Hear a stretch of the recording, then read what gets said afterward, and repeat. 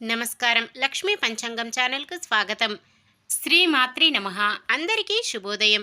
ఈరోజు మనందరికీ అంతా మంచే జరగాలని కోరుకుంటూ ఈరోజు పంచాంగం, ఈరోజు శుభకార్యాలు చేసుకోవచ్చా, ఇంకా ఈరోజు దినఫలాలు మరియు ఈరోజు పండుగ ప్రత్యేకత తెలుసుకుందాం. ఈ సంక్రాంతి మీకు సుఖ సంతోషాలు ఇవ్వాలి. కనుమ కమనీయ అనుభూతులు మిగల్చాలి. మీకు మీ కుటుంబ సభ్యులకు సంక్రాంతి పండుగ శుభాకాంక్షలు.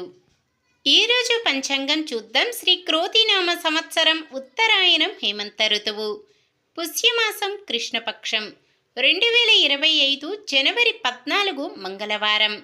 సూర్యోదయం ఉదయం 6:53, సూర్యాస్తమయం సాయంత్రం 5:57. చంద్రోదయం సాయంత్రం 6:29, చంద్రాస్తమయం ఉదయం 7:57. తిథి పాఠ్యమి తెల్లవారుజామున 3:23 వరకు, తదుపరి విధియ. నక్షత్రం పునర్వసు ఉదయం 10:16 వరకు, తదుపరి పుష్యమి.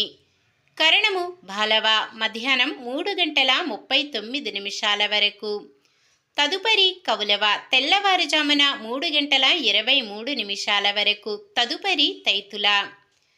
యోగము విష్కంభం రాత్రి 2:59 వరకు, తదుపరి ప్రీతి. అశుభ సమయాలు రాహుకాలం మధ్యాహ్నం 3:11 నుండి 4:34 వరకు. యమగండం ఉదయం 9:39 నుండి 11:02 వరకు. గుళిక కాలం మధ్యాహ్నం 12:25 నుండి 1:48 వరకు. దుర్ముహూర్తం ఉదయం 9:06 నుండి 9:50 వరకు. తిరిగి రాత్రి 11:07 నుండి 11:59 వరకు. వర్జ్యం సాయంత్రం 6:21 నుండి 7:58 వరకు. శుభ సమయాలు బ్రహ్మ ముహూర్తం ఉదయం 5:17 నుండి 6:05 వరకు. అమృత గడియలు ఉదయం 7:54 నుండి 9:28 వరకు. అభిజిత్ ముహూర్తం మధ్యాహ్నం 12:03 నుండి 12:47 వరకు. జనవరి 14 మంగళవారం. ఈరోజు మంచిదేనా? ఈరోజు శుభకార్యాలు చేసుకోవచ్చా తెలుసుకుందాం. ఈరోజు ఉన్న తిథి పాఠ్యమి తెల్లవారుజామున 3:23 వరకు ఉంటుంది, తదుపరి విధియ. పాఠ్యమి తిథి ఈ రోజంతా ఉంటుంది. పాఠ్యమి తిథి శుభకార్యాలకు అనుకూలమైనది కాదు. తదుపరి వచ్చే విధియ తిథి శుభకార్యాలకు అనుకూలమైనదే. వారం మంగళవారం కూడా చాలా రకాల శుభకార్యాలకు వాడరు. అలాగే సంక్రమణం, మకర సంక్రమణం. సూర్యుడు ఒక రాశి నుండి మరొక రాశిలోకి ప్రవేశించే రోజునే సంక్రమణం, సంక్రాంతి అంటారు. ఈరోజు సూర్యుడు ఉదయం 8:55 వరకు ధనుస్సు రాశిలో, తదుపరి మకర రాశిలో ఉంటారు. ఇలాంటి సంక్రాంతి, సంక్రమణం రోజుల్లో అస్సలు శుభకార్యాలు చేయకూడదు. ఈరోజు చేసే స్నానాలు, దానాలు, జపాలు, తపాలు అత్యంత పుణ్యఫలాన్ని ఇస్తాయి. సంక్రమణం రోజులో పితృదోషం ఉన్నవారు పితృల పేరిట దాన ధర్మం చేయడం, పిండ ప్రదానాలు, పితృతర్పణాలు వదలటం వంటివి చేస్తారు. మకర సంక్రాంతి రోజున ఆంధ్రులు తప్పకుండా వారి పెద్దలకు కొత్త బట్టలు చూపించడం, వారి పేరిట కాకికి పిండం పెడతారు. ఆ పుణ్య సమయం కూడా తెలుసుకుందాం. చంద్రుడు కర్కాటక రాశిలో ఉంటారు. ఈరోజు చంద్రబలం ఉన్న రాశులు వృషభం, కర్కాటకం, కన్య, తుల, మకరం, కుంభం. మంగళవారం ఉత్తరం దిక్కున, వాయవ్యం దిక్కున ప్రయాణాలు చేయరాదు. ఈ సంక్రాంతి విశిష్టత ఇప్పుడు చెప్పుకుందాం. 4 రోజుల పండుగైన సంక్రాంతి వెనుక 5 కథలను ప్రత్యేకంగా చెబుతారు. మొదటి రోజు భోగి, రెండవ రోజు సంక్రాంతి, మూడవ రోజు కనుమ, 4వ రోజు ముక్కనుమ. ఈ 4 రోజులు పాటించే ప్రతి సాంప్రదాయం వెనుక ఓ కథ ఉంది. అవి ఇప్పుడు తెలుసుకుందాం.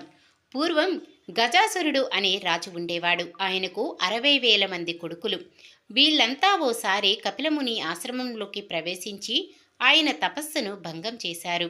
దాంతో కపిలముని వాళ్ళందరినీ బూడిదిగా మార్చేశారు.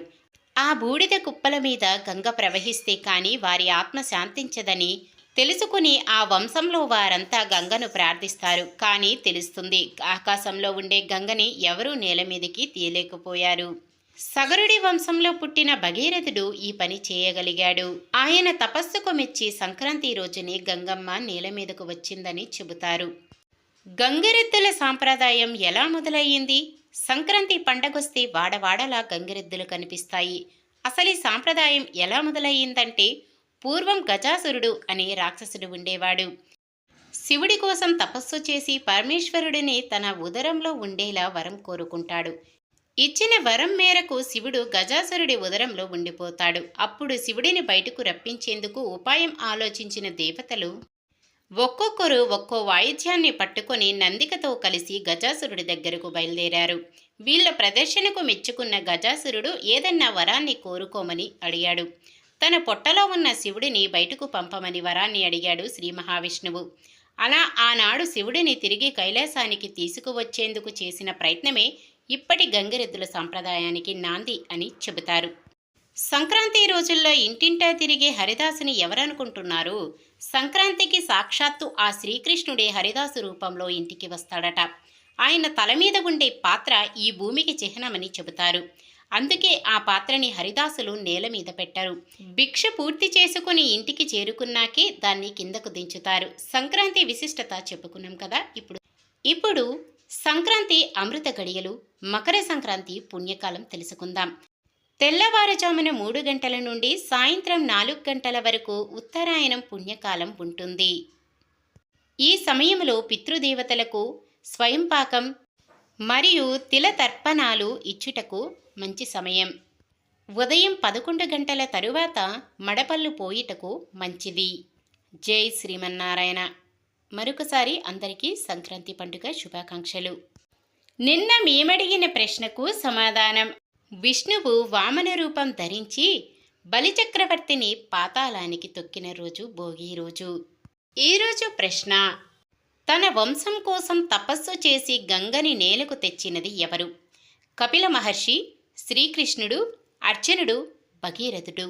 సమాధానాన్ని కామెంట్లో తెలపండి. ఈరోజు పుట్టినరోజు మరియు పెళ్లి రోజు జరుపుకుంటున్న వారందరికీ ఆ శ్రీ మహావిష్ణువు, లక్ష్మీదేవుల ఆశీస్సులు ఎల్లప్పుడూ ఉండి వారంతా సుఖ సంతోషాలతో సకల సంపదలతో జీవించాలని మనస్ఫూర్తిగా కోరుకుంటున్నాను. ఈరోజు మన దినఫలాలు ఎలా ఉన్నాయో తెలుసుకుందాం. మేషరాశి కొన్ని సమస్యల నుంచి గట్టెక్కుతారు. వృషభ రాశి ఆరోగ్యపరంగా కొద్దిపాటి చికాకులు. మిథున రాశి కుటుంబ సభ్యుల సలహాలతో కొన్ని నిర్ణయాలు తీసుకుంటారు. కర్కాటక రాశి చేపట్టిన కార్యక్రమాలు కొంత నిదానంగా సాగుతాయి. సింహరాశి ఆత్మీయుల ఆదరణ, ప్రోత్సాహం అందుతాయి.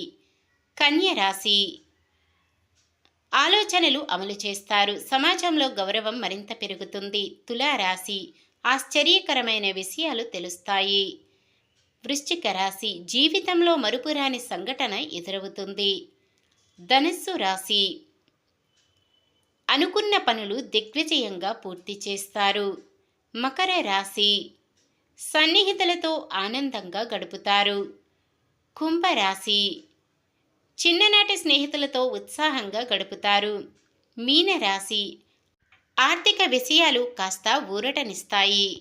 ఇది ఈ రోజుటి పంచాంగం. మన గ్రహస్థితి ఎలా ఉన్నా ఆ భగవంతుని దీవెనలతో మనమంతా చల్లగా ఉండాలని మనస్ఫూర్తిగా కోరుకుంటున్నాను.